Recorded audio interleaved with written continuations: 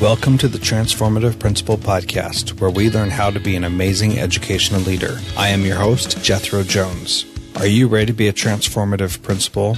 I'm looking for about 10 people who are ready to do what it takes to lead with integrity, find balance, and take your school to the next level.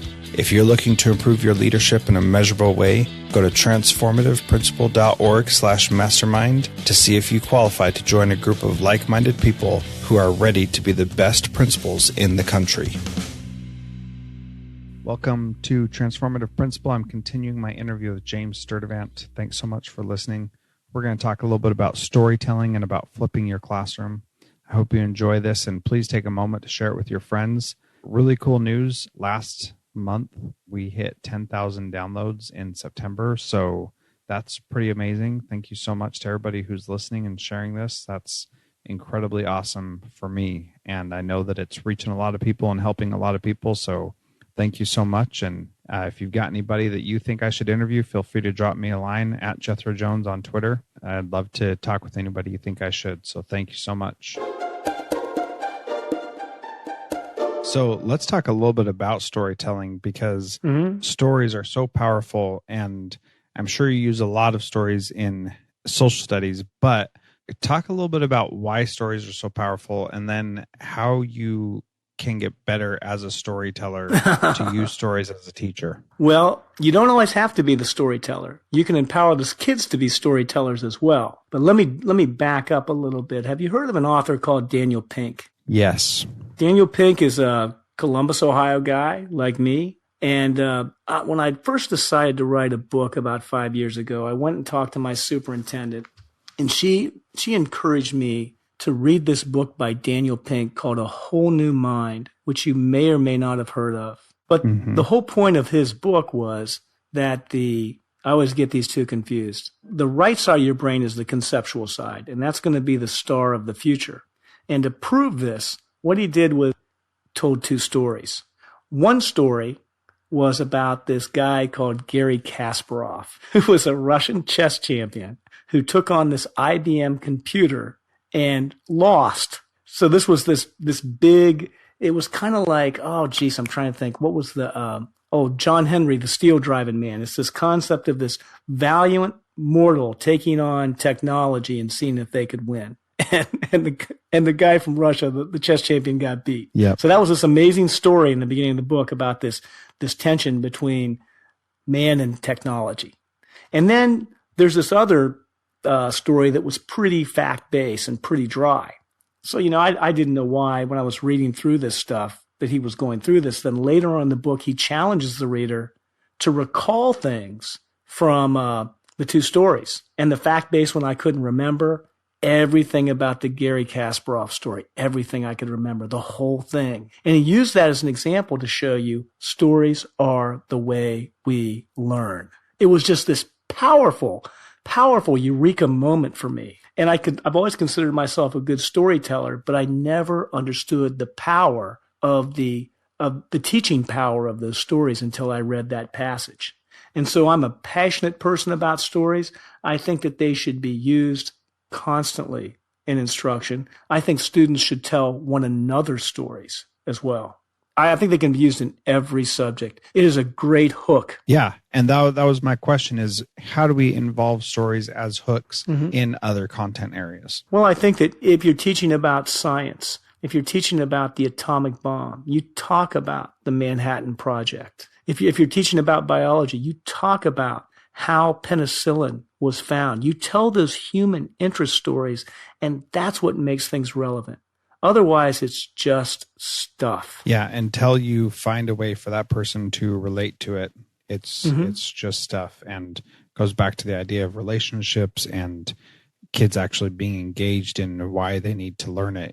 That it's all coming back around. So what are some good stories that you spoke about? One in your book? You can share that one about algebra. Talk a little bit more about that story, because you just touched on it, but tell a little bit more about that. Well, again, I am not a math person. And Zach Haidt, the person who is the teacher, teaches in my building, he told this story about this impossible equation. And I found the equation very impossible. But here's the part that's really interesting. He comes in and he gives me this math equation and says, do you have an interest in trying to solve this? And the answer is no. I'm busy right now, Zach. Come on, man. And so then he told me the story about how this guy called Fermat developed this equation 400 years ago and said that it was unsolvable. And he told me all the details about this. And all of a sudden I was like, okay, I'll give that a try. So in other words, I'm busy. I'm trying to get ready for my class. This other teacher comes in with this riddle, this puzzle for me to solve, and I'm not interested. He tells me the backstory about how this guy created this big challenge. All of a sudden, I'm engaged. All of a sudden, I want to try. That's what you can do with storytelling. It was a great hook for me. Mm-hmm. And if it's a great hook for me and I'm busy and I really wasn't planning on doing any algebra at that point in my day, it'll work for kids as well. Yeah. And so what's your advice for someone who's teaching any subject, and how do they find the right topics to make part of their, make a story for in their class? Does that question make sense? Yes. I think what you do is you first empower the kids, empower them to find the stories, give them a subject and say, find some interesting stories, tell one another these stories, make it an assignment. Bring in, like show and tell, an interesting story about whatever subject you are learning about at that point. There's something else you can do. You can, if your kids have Chromebooks, they can get the Fireplace app. They can get a virtual fireplace going. You can get them into small groups and challenge them to tell one another stories. In other words, I think teachers oftentimes feel like they have to do it all. And sometimes the kids are a lot more creative than you are. So put that challenge out there and see what they come up with. I think you'll be really amazed. And that's self-directed learning. There's that great phrase there. Yeah, absolutely. So in your research for this book, what are the things that are just like dead simple things that people can start doing like tomorrow to get better at engagement, and things that you have found that in this day and age, it's crazy to think that we're not using some of these things right now? One thing that I'm really passionate about, and I mean extremely passionate about, is I want to make my presentations engaging. You know, I talked about the 10-minute rule, and I'm passionate about that, but 10 minutes is still 10 minutes. And so you want to really hold their attention for those 10 minutes. I read this amazing book that I learned about through a Voxer group. I read it last summer. It's called Presentation Zen. Now, Presentation Zen by Gar Reynolds is a book that is going to revolutionize the way you present, not just to students, but to anybody. Jethro, here's the typical presentation. I went to professional development the other day, and I watched this person present. They had some good information, but they made the same mistake that a lot of people make. He put up a Prezi, I think it was, and it was filled with text. Now, he was reading the text. We were reading the text. We were multitasking as an audience because we were trying to read what he had written and listen to his voice at the same time. And it was sensory overload. And I don't think a lot of it was getting through. So Gar Reynolds has a very simple solution to this. You take the text off your slides. Minimal text, maybe a phrase or a title or even a word. You populate your slides with extremely compelling images. You tell stories, compelling stories about these images. And then when your presentation is done, you give your audience a leave behind with those treasured bullet points on it. And what I found by doing this is the retention level goes way up. The engagement goes way up. I mean, think about it. I mean, wouldn't you rather look at a fascinating picture and hear a tremendous story and then be given the relevant information as opposed to trying to madly be like a court stenographer and just take everything down on the fly? So that's just a simple technique that you can do with any presentation. Now, what I've done with this is I've flipped almost all of my presentations. So the kids are actually watching at their own pace, which I'm a big fan of flip presentations. But when I first started doing flip presentations a number of years ago, it was a little too text-based. And then after reading this book, I realized the engagement potential of just putting incredible images on there, telling great stories, and then giving a leave behind at the end. Yeah, and what I like about that is that even TED Talks, which are so engaging and popular as well, they typically don't have any slides for you to look at or even images. It's just a person talking. And so, Right. And that's a good example. And they're all about 10 minutes long. yeah. And so, yeah, that's perfect.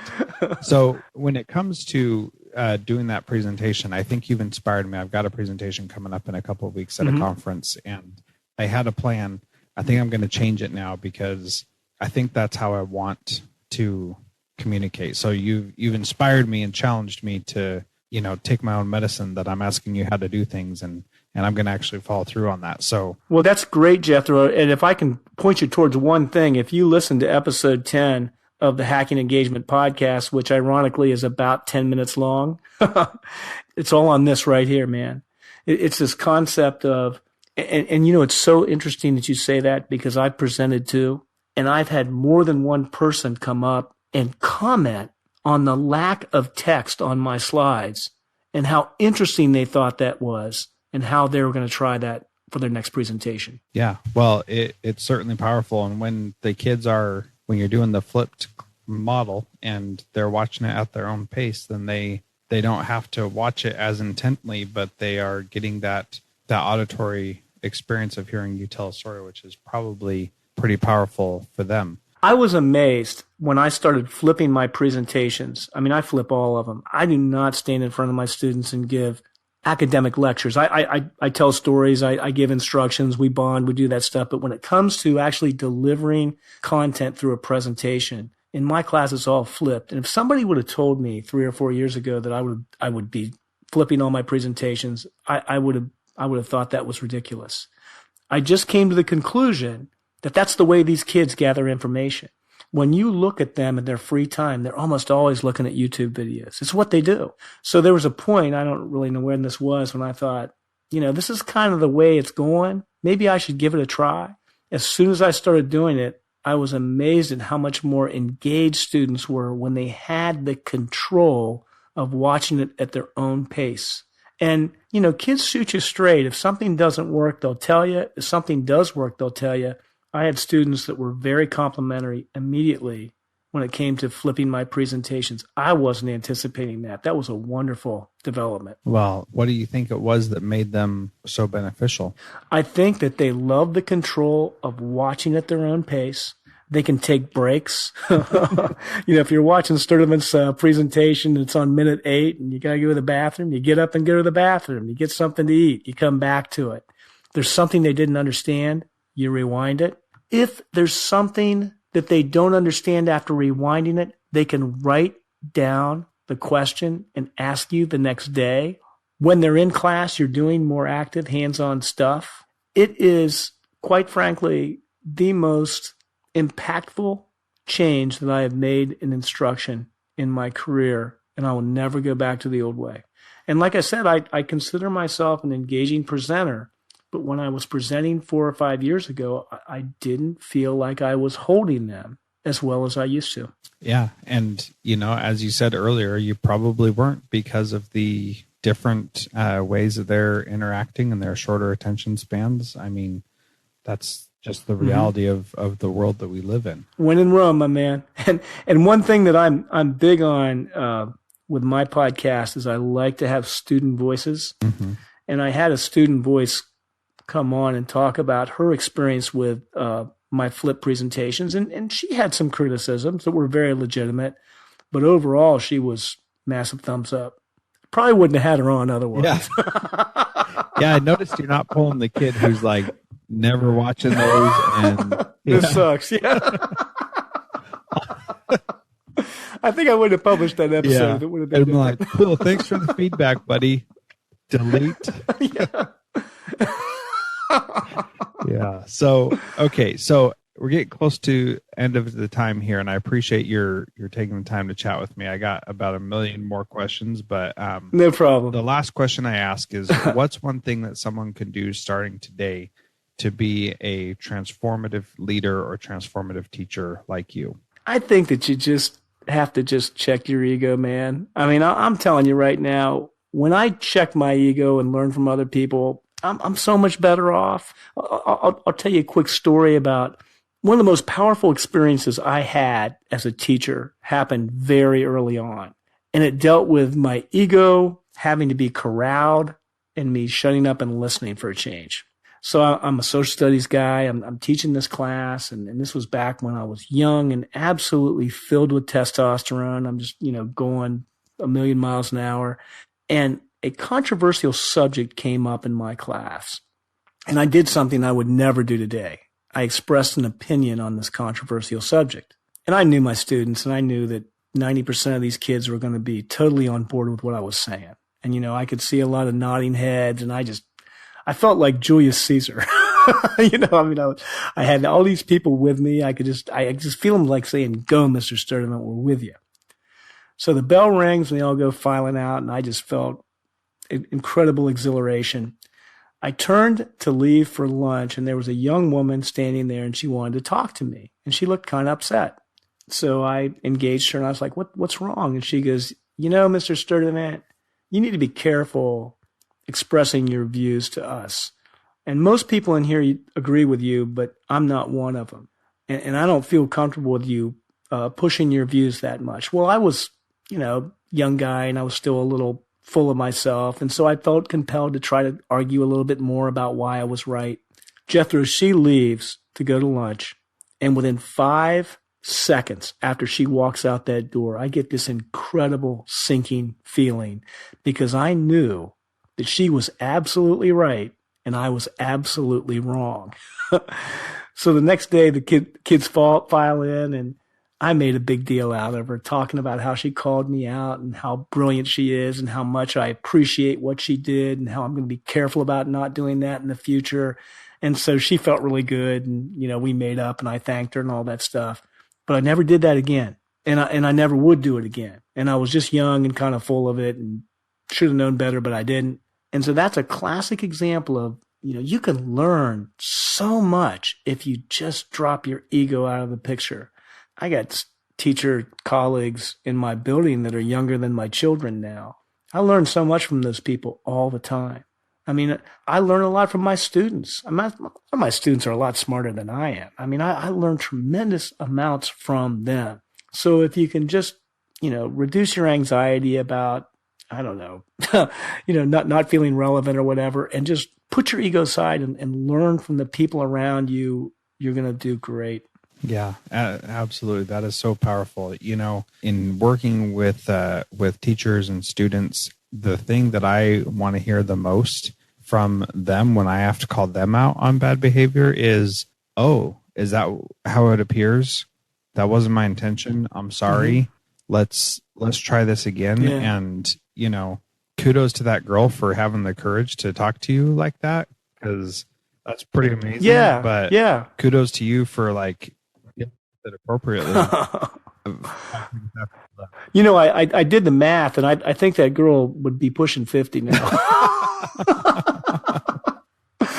I wish I could find her. Oh man, I wish I could find her. It was a long time ago, but boy, did it have an incredible impact on me. Yeah, well, it probably had an impact on her, and hopefully she remembers and can find a way to come back. Me too. Yeah, I hope she does. Maybe she's an educator. She said, I set that little guy straight.